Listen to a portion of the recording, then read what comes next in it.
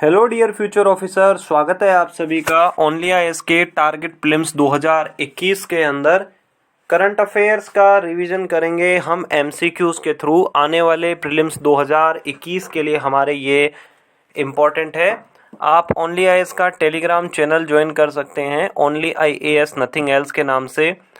यहाँ पे आपको यूपीएससी, स्टेट पीसीएस से रिलेटेड रिक्विजिट मटेरियल और गाइडेंस आपको मिल जाएगा। आपको पूरा लिखना होगा ओनली आईएएस नथिंग एल्स के नाम से। आप खुद भी ज्वाइन कर सकते हैं, आप अपने साथी बंधुओं को भी ज्वाइन करने के लिए बता सकते हैं। साथ ही साथ ओनली आईएएस की तरफ से अगर बात करें तो 2022 के लिए शुरू हो रहा है डेडिकेटेड प्रीलिम्स प्रोग्राम डीपीपी। ये 31 मई से शुरू हो रहा है 2022 वाले स्टूडेंट के लिए।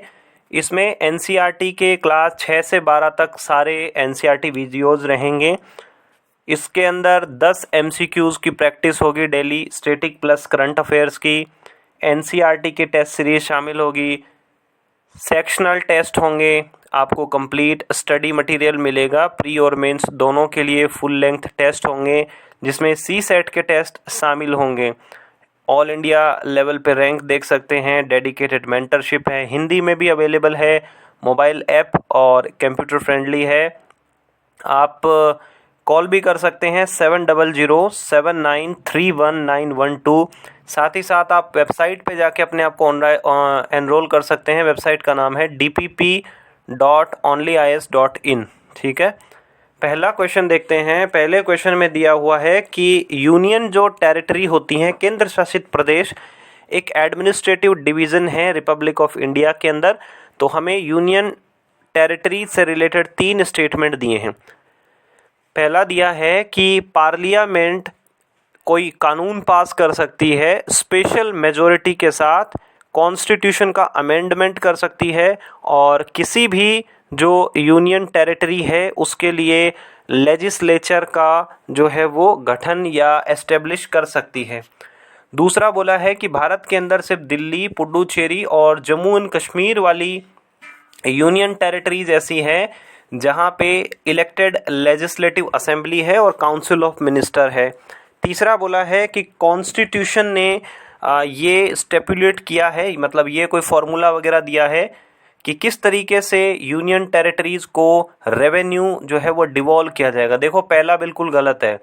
अगर पार्लियामेंट को अगर किसी भी यूनियन टेरिटरी के अंदर अगर एस्टेब्लिश करनी हो लेजिस्लेटिव असेंबली, तो कॉन्स्टिट्यूशन को स्पेशल मेजॉरिटी के साथ अमेंडमेंट करने की ज़रूरत नहीं है। फॉर एन एग्जांपल, अगर आप देखोगे Jammu and Kashmir reorganisation act, वहाँ पे कॉन्स्टिट्यूशन को अमेंड थोड़ी ना किया गया, सिर्फ एक्ट के अंदर ये बात कर दी गई है, तो ये गलत हो गया। दूसरा बिल्कुल सही है, दिल्ली, पुडुचेरी, जम्मू एंड कश्मीर वाली जो यूटी है वहाँ पे लेजिस्लेटिव असेंबली है। सेकंड सही है, जम्मू एंड कश्मीर के अंदर लेजिस्लेटिव असेंबली की बात की गई है, बट अभी वो सस्पेंडेड है क्योंकि वहाँ पे अभी स्थिति जो है वो ठीक नहीं है। और जम्मू एंड कश्मीर के लिए बात की गई है, जम्मू एंड कश्मीर की स्टेट लेजिस्लेचर को वो सारे पावर हो सकते हैं जो कि पुडुचेरी के पास है। हालांकि दिल्ली का अपना कुछ एक अलग सिस्टम है, वहाँ पे दिल्ली सरकार के पास कोई बहुत ज़्यादा पावर नहीं है। तीसरा अगर बात करें तो कॉन्स्टिट्यूशन ने यूनियन टेरिटरी को कैसे डिवॉल्व होंगे फंड, उसके बारे में बात नहीं की है। सिर्फ स्टेट के लिए बात की है कि स्टेट को फंड कैसे डिवॉल्व होंगे, इसका फॉर्मूला फाइनेंस कमीशन देगा। तो कौन सा सही हो गया हमारा यहाँ पे हमें क्या पूछा है, इनकरेक्ट हमें पूछा है। तो पहला और तीसरा हमारा यहाँ पे इनकरेक्ट हो जाएगा। आप यहाँ पे देख सकते हो, पहला स्टेटमेंट गलत है, दूसरा अपना जो स्टेटमेंट है वो सही है, और तीसरा अगर आप स्टेटमेंट देख पाओगे गलत है। यहाँ आप हिंदी के अंदर देख सकते हो। सीबीआई से रिलेटेड हमें 3 स्टेटमेंट दिए हैं।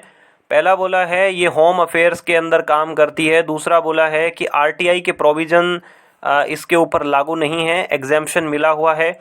तीसरा बोला है कि किसी भी स्टेट का हाई कोर्ट सीबीआई को ऑर्डर दे सकता है कि किसी जो है मामले की आप जांच करिए उस स्टेट की विदाउट कंसेंट के। ठीक है, तो हाई कोर्ट और सुप्रीम कोर्ट दोनों की बात की गई। पहला गलत है क्योंकि ये डीओपीटी के अंदर काम करता है। अगर पहला गलत होगा तो हम ऑप्शन बी पे जा सकते हैं, 2 और 3।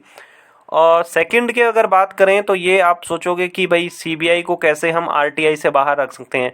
देखिए, सीबीआई को एग्जेम्पशन मिला हुआ है, लेकिन कोर्ट के कुछ ऐसे जजमेंट है जहाँ पे बात की गई है कि आप करप्शन से रिलेटेड कोई मैटर हो, ह्यूमन राइट के वायलेशन से कोई मैटर हो, तो वहाँ पे सीबीआई आरटीआई के थ्रू एग्जेम्पशन नहीं मांग सकती है।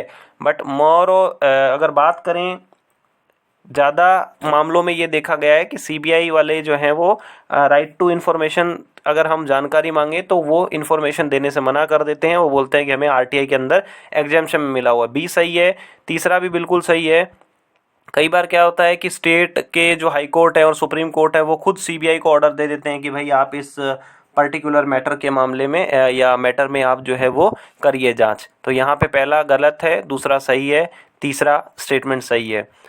गल्फ कॉपरेशन काउंसिल के कौन कौन से मेंबर हैं? इराक, बहरीन, कुवैत और यमन। अगर आप पहला एलिमिनेट कर पाओगे, अगर थोड़ा सा भी आपको आइडिया होगा कि जीसीसी का इराक मेंबर नहीं है और ना ही ईरान मेंबर है, ठीक है, तो अगर पहला गलत हो गया तो कौन सा बचा हमारे पास? बी सही हो गया, 2 और 3। यमन भी मेंबर नहीं है। कौन कौन से मेंबर हैं? 6 मेंबर हैं अरब स्टेट में, Bahrain, Kuwait, Oman, Qatar, Saudi Arabia और यूनाइटेड अरब अमीरात। इराक भी नहीं है क्योंकि इराक और सऊदी अरेबिया की आपस में बनती नहीं है, ना ही ईरान और सऊदी अरेबिया की बनती है। मैप के थ्रू देख सकते हो, Saudi Arabia, Kuwait, Bahrain, Qatar, United Arab अमीरात और यहाँ पे ये ओमान। हिंदी में देख सकते हो आप, यहाँ पे नेशनल मानसून मिशन के बारे में बात की गई है।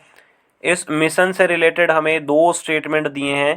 पहला बोला है कि इस मिशन को मिनिस्ट्री ऑफ अर्थ साइंसेस ने लॉन्च किया है। दूसरा बोला है कि इस मिशन का एम है कि हमारे देश के अंदर जो वाटर स्टोरेज सिस्टम है और जो रिचार्ज सिस्टम है उसको हम बढ़ावा दें ताकि पानी की जो शॉर्टेज की समस्या है उसको हमें मुक्ति मिले। तो ये क्या है? सेकंड स्टेटमेंट ऐसा है कि मान लो कि बारिश के दिन में हमारी जो छत है, हमारी रूफ पे जो पानी कलेक्ट होता है उसको हम पाइप के थ्रू किसी टैंक में, टंकी में हम स्टोर कर लें। ये उस तरीके की बात की गई है।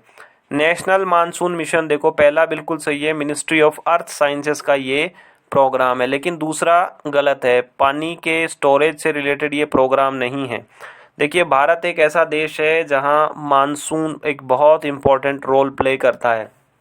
तो हमें साइंटिफिकली ये पता होना चाहिए कि मानसून कब आएगा, मानसून की रफ्तार क्या रहेगी, कितने दिन रहेगा, कब विड्रॉ करेगा, और ये सारी चीज़ें हम तभी जान सकते हैं जब हमारे पास हाई क्लास जो है टेक्नोलॉजी होगी। तो नेशनल मानसून मिशन का यही टारगेट है कि हम अपने लिए टेक्नोलॉजी बेटर करें, टेक्नोलॉजी हम हमारी इम्प्रूव करें ताकि हम short term, medium term, long range के जो फोरकास्ट हैं वो कर सकें।